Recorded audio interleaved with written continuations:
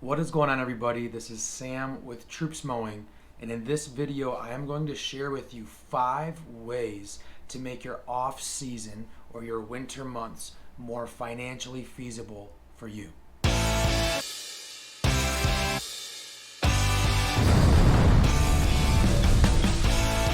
The first way to make the off season more beneficial to you financially is to plan for the off season.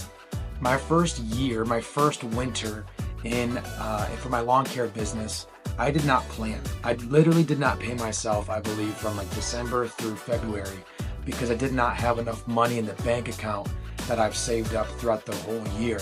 I kind of prioritized growth. I prioritized spending money on marketing throughout the peak season, which is all good, but I failed to forecast how much money I would need for myself personally and for my business in those slower months.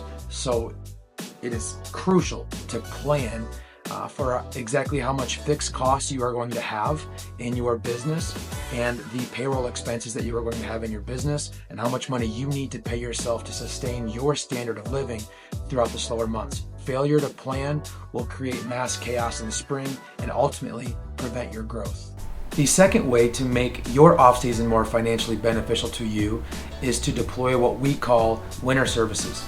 So throughout the peak season, and by peak season I mean March through Thanksgiving, we do once every other week mowing. That's like our bread and butter for that time frame. Now, after Thanksgiving until the end of February, we do a thing called winter services.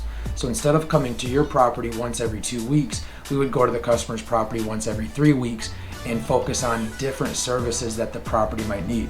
A few examples of this would be bush trimming, pulling weeds, redefining edges, cleaning out the gutters. We do a property inspection that we send to the customer. You're trying to figure out ways that you can add value to the customer so that that way they will stay on with you throughout the months where you need them the most. So if you do not deploy winter services, you are shooting your business in the foot. Unless you are in this as a solo operator and you want to work hard for 9 months and then get 3 months off to go on vacation, that's fine, but make sure you refer back to step 1 where you're financially planning. But if you have mouths to feed, if you have employees, you are shooting yourself in the foot by just hoping work comes in and trying to sell a landscaping job. You need to deploy winter services. This is one of the biggest unlocks that we have had for our business.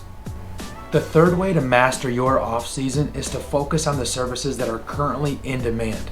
You have to ask yourself, maybe the grass isn't growing, but what services can I do? What services are customers asking for that I can help them with in these slower months? A perfect example is Christmas lights. We've ordered, I think, 3,000 linear feet worth of Christmas lights that we're going to be installing on customers' homes, and the pricing can range anywhere from $500 to $1,200, and we keep that super simple so it's easy to train and install on customers' homes. Now that's going to be a service that is in demand for a short period of time.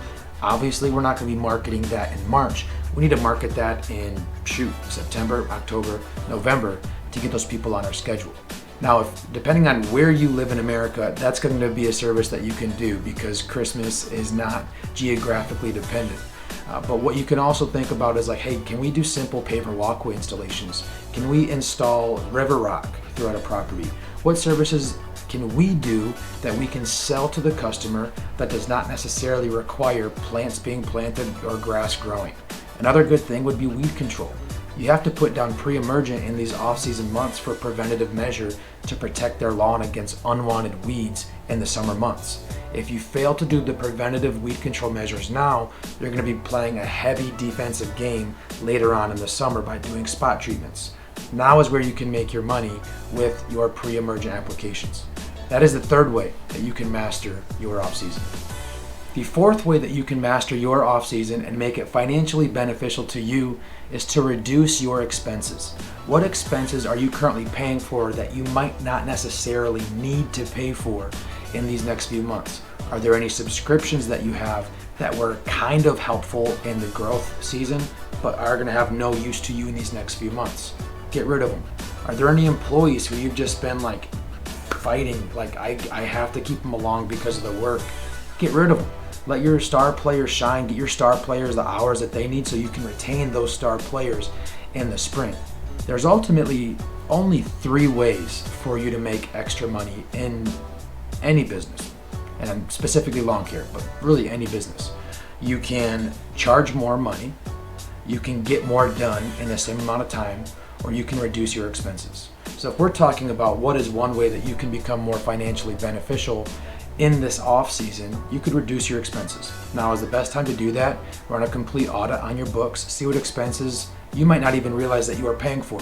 Get rid of those. Not only is this going to help you have more money in your bank account these next few months, which is crucial, it's also going to kind of give you a blank canvas for this next upcoming year, so that you have a clear-cut picture on what your expenses are, and you don't have to kind of keep paying for the luxury services that you may not need. Last but not least, the 5th way to maximize this off season is to focus on labor efficiency. What we used to do, and I know other lawn care companies do this as well, is they don't require their employees to get as much done in the allocated amount of time, because they want to fill their time with non-revenue producing tasks just to keep them busy. I get the concept behind that. But unfortunately, if you are not going to focus on labor efficiency, you're going to have a lot of non-billable time, and that non-billable time is going to drive up your direct labor costs, and that's going to decrease drastically your gross profit on your profit and loss statement. Now is the time that you need to focus on labor efficiency. I'm going to kind of shoot myself in the foot here by contradicting myself, but now is also the time to kind of get your key players in a room for maybe a week and discuss the future goals. Do you have any general managers? Do you have any crew leaders? Do you have anybody on your team that you want to train to be a general manager? Now is the time to set aside a time block to communicate with them and to kind of have a vision for this next upcoming year. If they can get bought in, they're going to be an absolute workhorse for you without you having to be on the job site with them. So this is the time to do that. Now, these are the 5 ways that you can maximize this off season. It is not too late to deploy any one of these 5, and I hope you get after it so that your spring bank account thanks you. Failure to have cash in the spring is going to absolutely diminish the amount of return on marketing that you can get. If you can't sell within those first 90 days of spring rush, you're going to have a deflated rest of your year.